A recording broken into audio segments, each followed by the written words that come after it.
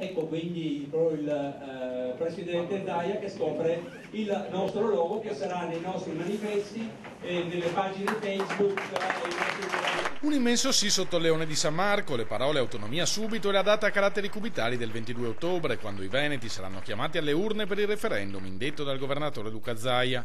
A Mira è partita ufficialmente la campagna per il sì all'autonomia, con la nascita dei primi due comitati, uno della Lega Nord e uno di giuristi, animato dai costituzionalisti dell'Università di Padova, Luca Antonini e Mario Bertolissi. Non è il referendum della politica, ma il referendum dei veneti, dei nuovi veneti, di tutti quei cittadini che hanno deciso di vivere in Veneto.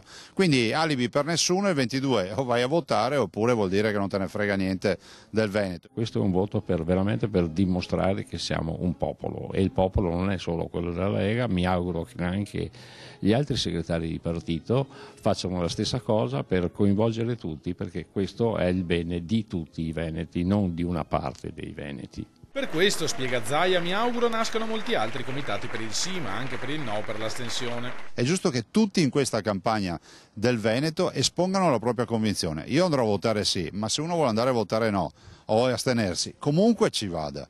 Perché è giusto che il giorno dopo a Roma ci sia una conta, e la prima conta che dobbiamo fare è quella di dimostrare la civiltà di questo popolo veneto. Noi andiamo a votare, lo abbiamo dimostrato anche il 4 dicembre. Siamo stati la regione con maggior affluenza alle urne e dobbiamo dimostrarlo anche in questa occasione. La regione inizierà la propria campagna dal 1 settembre con un'esposizione in prima persona del governatore, che nelle scorse ore ha inviato una lettera al ministro dell'Interno Marco Minniti, sollecitandolo a garantire tutti gli adempimenti indispensabili, in assenza dei quali la consultazione potrebbe non svolgersi o essere invalidata. Alcune attività, spiega la missiva, rientrano nell'esclusiva sfera di competenza statale. Dopo diverse richieste formali rimaste senza riscontro, il Presidente della Regione invita dunque il Ministro a dare attuazione alle disposizioni di legge.